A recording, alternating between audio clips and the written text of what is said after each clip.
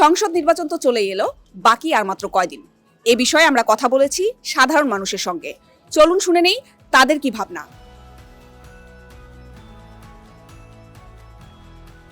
যেহেতু আমাদের দেশটা দিন শেষে একটা গণতান্ত্রিক রাষ্ট্র, তো আমাদের যে ক্ষমতাটা এটা যেন জনগণের হাতেও থাকে কিছুটা, এটা শুধুমাত্র একটা দলের দিকে যেন না চলে যায়, ইলেক্টেড যে দল তাদের দিকে না চলে যায়। আশা রাখবো যে একটি নিরপেক্ষ নির্বাচন অনুষ্ঠিত হবে এবং প্রত্যেকে যে তার আশা অনুযায়ী যেন সে তার প্রার্থী পায়, কারণ নিজ এলাকার যে প্রার্থী সে যদি সঠিকভাবে নির্বাচিত না হয় তাহলে আসলে পুরো দেশে সেইভাবে আসলে উন্নতিটা সাধন হবে না আর কি। To prevent any kind of vote engineering অবশ্যই প্রত্যেককেই পোলিং স্টেশনে যেতে হবে এবং ভোট দিতে হবে। সচেতন নাগরিক হিসেবে আমি তো অবশ্যই উচ্ছ্বসিত ভোট নিয়ে, যাতে একটা সুষ্ঠু এবং নিরপেক্ষ ভোট হয়। একটু শান্তিপূর্ণ দেশ, যাতে সব জনগণ শান্তিতে থাকতে পাই।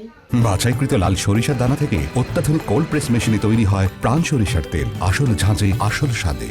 হানা ভোট কি জানিও না, বুঝিও না, কিভাবে দিতে হয় সেটাও জানি না। যে প্রার্থী ভালো হবে তাকেই ভোট দিতে চাই। দিছে মিছিল হইতেছে, দেখতেছি আমরা মহিলারা সবাই তো দেখাশোনা করতেছি, ভালোই তো লাগতেছে।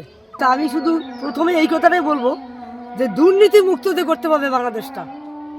এই দুর্নীতির কারণে আমাদের দেশটা আজ পর্যন্ত ফকির হয়ে আছে। আজ পর্যন্ত বিদেশ যতক্ষণ হেল্প করে না ততক্ষণ আমাদের দেশটা বাঁচে না, খাইতে পায় না। আসলে তো বোঝায়নি এখন পর্যন্ত এই জিনিসটা। ভোট দিতে বলতেছে, কিন্তু কিভাবে দিতে হবে, কাগজপাতি আনিয়ে যে আমাদের বুঝাই দিবে, যে কয়েকটা মহিলা ডাক দেন, এই একসাথে বসিয়ে বুঝাই, মানে 10 জন মহিলা যদি বুঝে তখন 100 জন মহিলা এমনিতে বুঝবে।